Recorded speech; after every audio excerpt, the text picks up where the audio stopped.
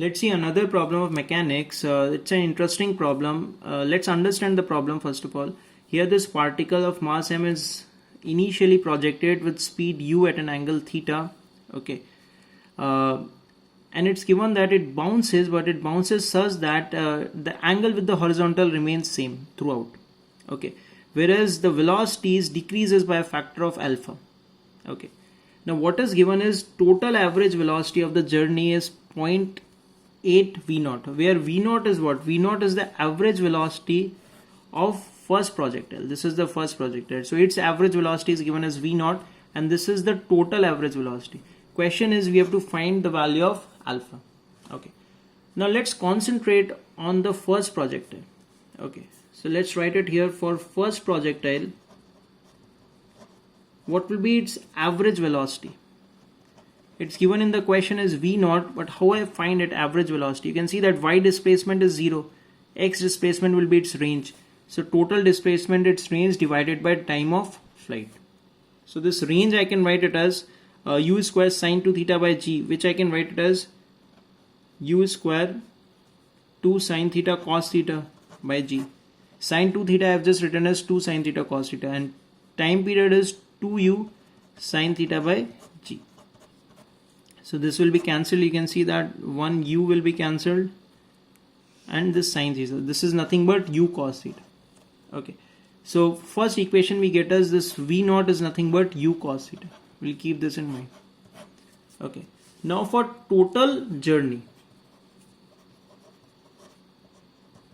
So for total journey we have to find this average velocity. Okay. So I'm writing this v average. This is v average of first projectile. Okay, so this total v average, how I write in a similar way. Okay, so total v average will be equal to total displacement, which is nothing but if this range is r1, this range is r2, this is r3. So I just need to add all these because in vertical direction there is no net displacement. So it will be r1 plus r2 plus r3 and so on, divided by time taken, t1 plus t2 plus t3 and so on. Okay. Now let's write this R1. So R1 is very simple. This will be 2u square sine theta cos theta by g. Okay. Now when you write R2, what will be the only thing which will change is theta will not change. U is decreasing by a factor of alpha. So what I can do is R2 is nothing but if I multiply this R1 by 1 by alpha square, I'll get R2. Because what is going on, this u will become u by alpha, so this whole thing will decrease by a factor of 1 by alpha square.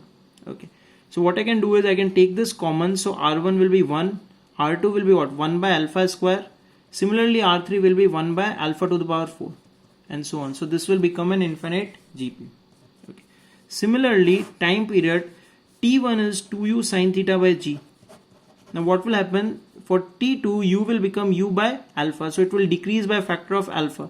So this I can write it as 1 by alpha plus 1 by alpha square and so on. Okay, this I can cancel 2u sine theta by g, so 2u sine theta by g I have cancelled.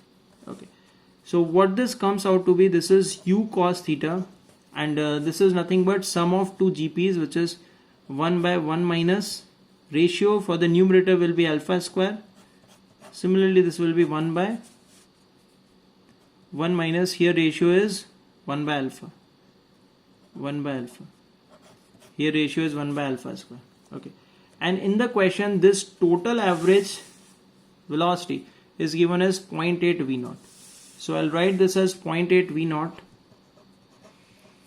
and we already proved this v0 is nothing but u cos theta.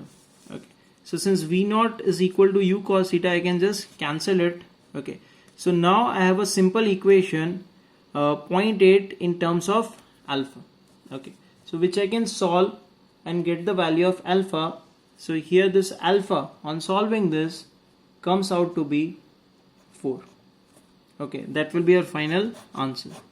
So you can see that this problem looked complicated, but it's very easy, and it is based on your very simple 2D knowledge which you have studied in kinematics. Thank you.